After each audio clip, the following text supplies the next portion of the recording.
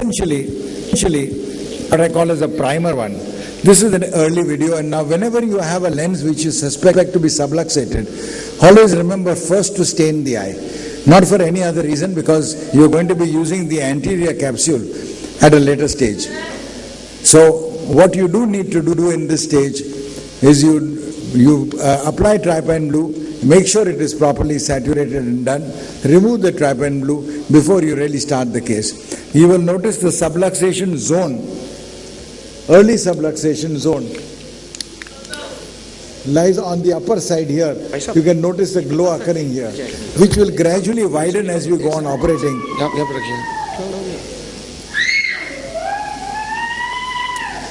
Rhexis, whenever you do, please try and remember, you start the rhexis from the zone opposite to the place where you have the rhexis, where you have the weakness coming on. So if the weakness is in the upper zone, as you notice on top here, over here you can notice a little reddish area. You start your rhexis from the opposite side and just gradually tear on. One of the easier ways of doing rhexis, here the rhexis will tend to run away, especially if there are zonules torn in the upper zone.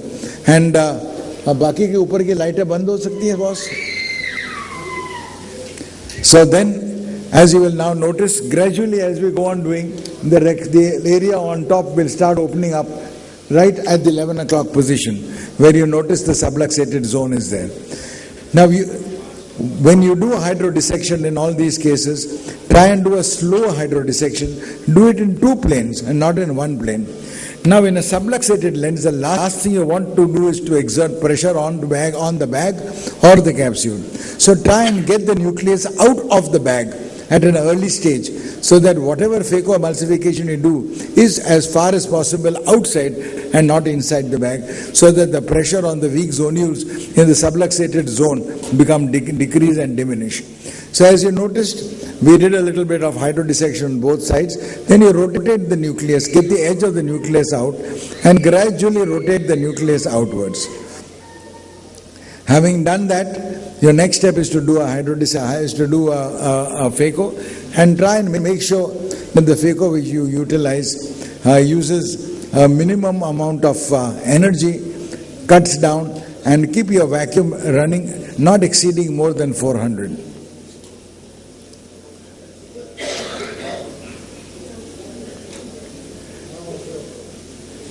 Do a slow vac. Nothing should move fast, because the capsule which is sitting behind is lax and is likely to be caught up and torn. So you do your phacoemulsification gradually as you go along without too much difficulty and too much hassles. Remembering to make sure that at no time are you exerting too much vacuum at any stage. Notice that the fragments and the pieces move slowly. One of the reasons I have kept this part and not eliminated it is to stress once again that this is not the stage at which you try to do a fast phaco. Having got rid of the final fragments, which as they are going away now, and you will now, the support once of the lens starts to go away, then the rhexis, invariably if there is a break which is there in the periphery, a subluxated zone, the subluxated zone tends to increase and not decrease, which is something which is reciprocal to what we all normally understand, but it does tend to occur. So don't be worried that you feel that I have made it worse, because you have not made it worse. It is just that with the lack of support of the lens, the zone tends to open up a little more. ऊपर के लाइटें बंद नहीं हो सकती.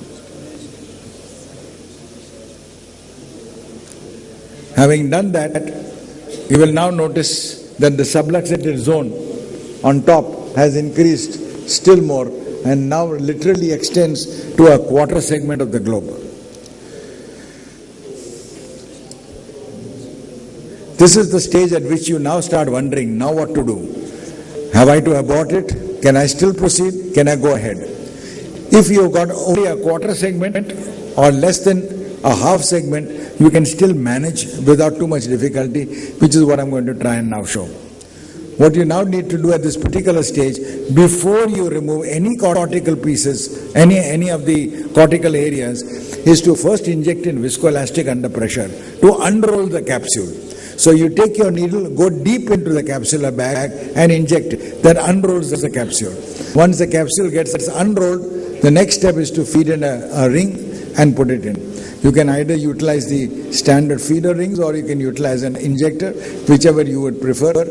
This is just a disposable injector device which is there, and you inject it in.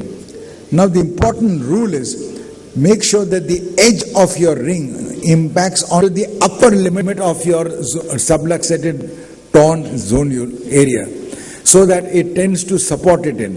Then as you inject it in, the ring will turn around and go to that point and lock into place.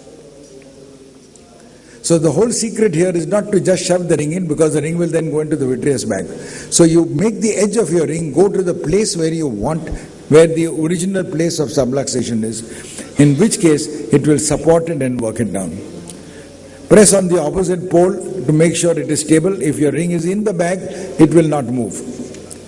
This is the stage here. Notice a little vitreous coming out. It doesn't make a difference. You just cut off the extra vitreous strands.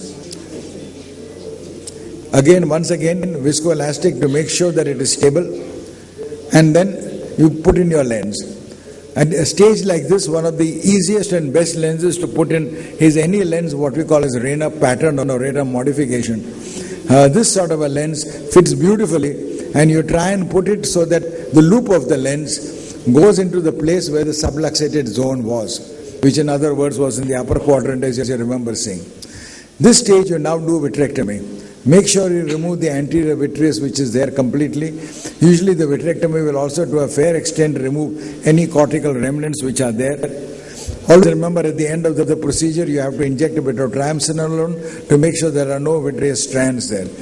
But you just remove it, cut off the pieces which are there, and will stabilize down.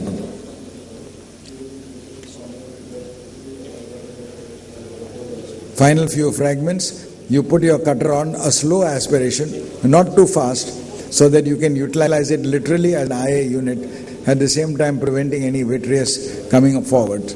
So you've now managed to put a ring in, you managed to put your lens in, and you're now going to remove the final few fragments of cortex which is there, with a simple utilizing the vitrector as the zone. Use a cut at 600, and that usually works out well and proper. So this is essentially how you handle these very difficult cases when they start off. You can manage to get away without too much difficulty. Be sure to remove the final edges which are there, and though the time is a little short, remember to utilize triamcinolone to make sure the strands are off, and that is the final picture. So though you may get even a half segment subluxated lens,